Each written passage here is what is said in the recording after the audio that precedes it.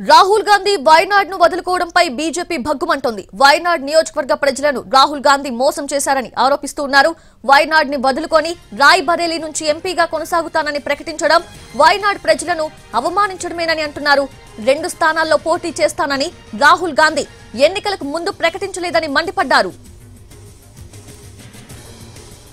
అయితే వైనాడ్ ప్రజలు చిత్తశుద్ధితో రాహుల్ గాంధీకి మద్దతు తెలిపి గెలిపించారని బీజేపీ నేతలు అంటున్నారు.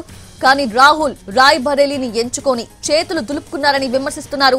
ఇది ద్రోహం అంటూ ఫైర్ అవుతున్నారు. అయితే వైనాడ్ నుంచి ప్రియాంక గాంధీ పోటీ చేయబోతున్నారు. ప్రియాంక గాంధీ పోటీపై కూడా బీజేపీ విమర్శలు చేస్తోంది.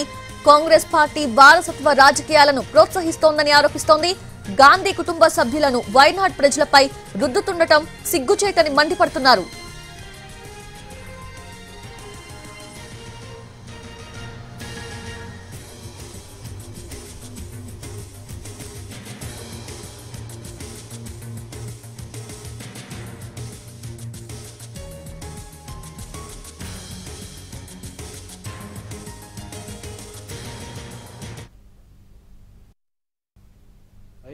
He is basically washing his hands and saying, look, I am going to Rae Bareli, Tata bye-bye, and he's going to Rae Bareli. It's a betrayal of the people of Wayanad. Now, the Congress party will spin it and say, no, but hum behan bhej rahe hain, we are sending the sister.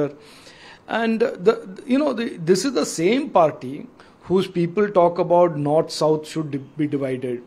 Outsiders should not come and get elected in constituencies. Even then, they are sending Priyanka Gandhi, one more dynast. And like I said, the question is, how does Rahul Gandhi square up the fact that he deceived the people of Wayanad, got a mandate from them?